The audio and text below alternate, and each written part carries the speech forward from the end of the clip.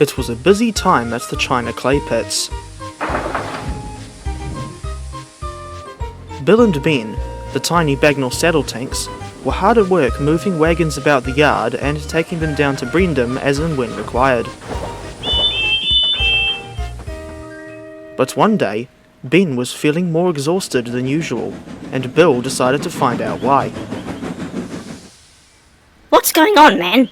Don't tell me your buffer's got all munted again. No, not this time. I think the problem is my injectors. I've noticed that I've been feeling more and more thirsty lately, despite no change in my workload. Driver's noticed it too, but he can't fix it himself. Well, that's weird. Perhaps you should speak to the foreman about this. Good idea. I'll get onto it right away.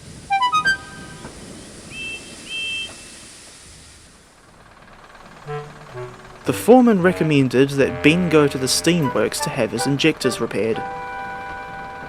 He was greeted by Victor, but still felt very uneasy as he didn't like being at the works. In the meantime, the Fat Controller called Percy in to help cover for Ben, because the China Clay branch was only suitable for short wheelbase locomotives.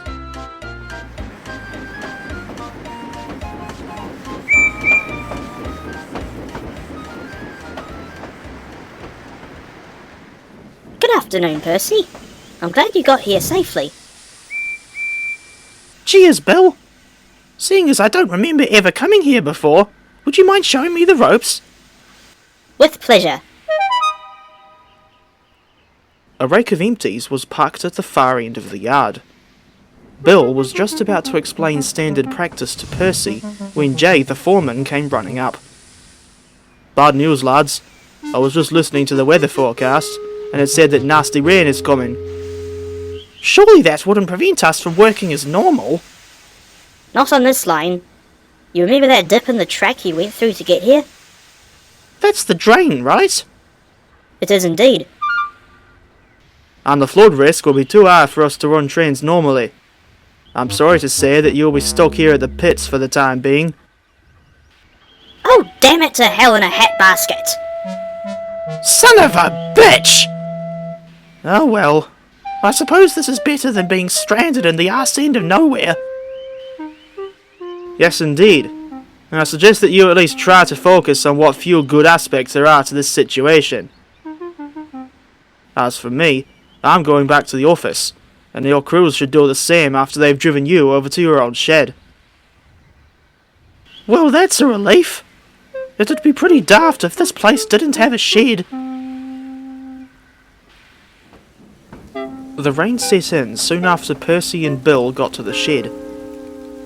Their crews were quick to rush over to the foreman's office, thus leaving the engines with little to do.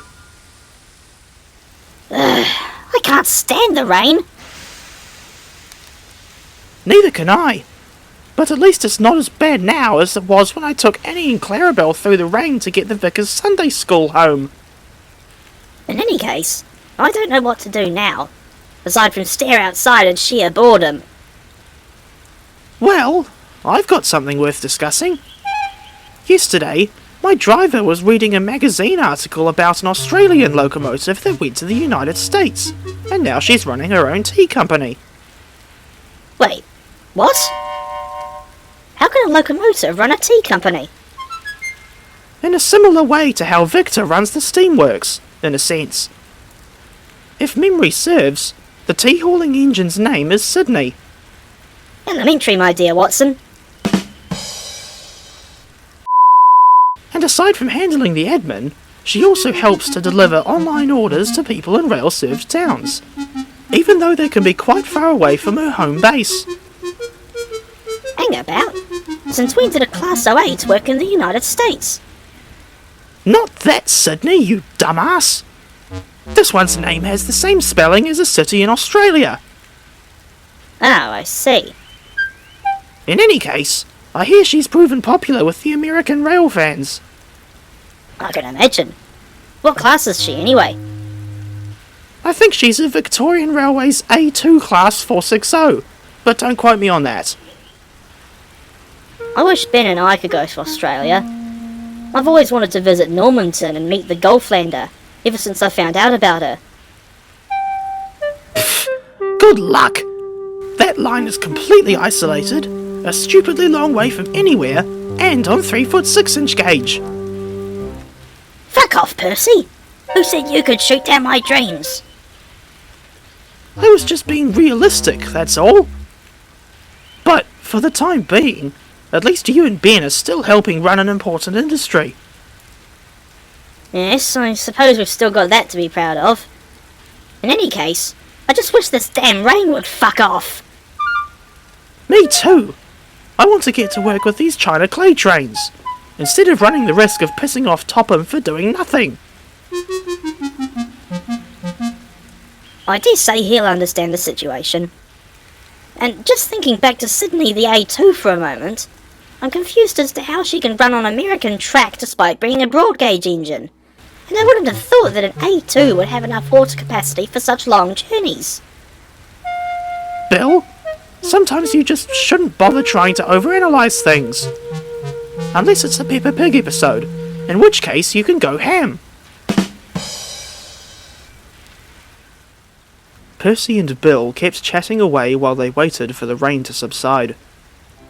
2 days later, it had finally cleared off, and Percy set off down the line to check for any damage to the track. Fortunately, there wasn't anywhere near as much as he expected, and the NWR's number 6 could finally get to work helping Bill with the China clay trains. He returned to the Farquhar branch a few weeks later.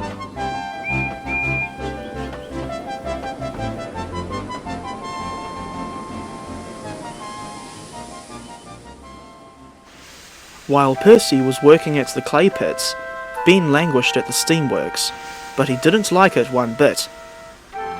When Victor was away attending to other business, the place felt very loud and uninviting, and the workmen were often too busy with their other jobs. Other engines from the Skarloey Railway would sometimes pop round when their schedules allowed for it, but Ben still felt very lonely and uneasy. He was ecstatic when his injectors were finally repaired, and set off back to his home turf faster than you can say Queensland Rail RM93.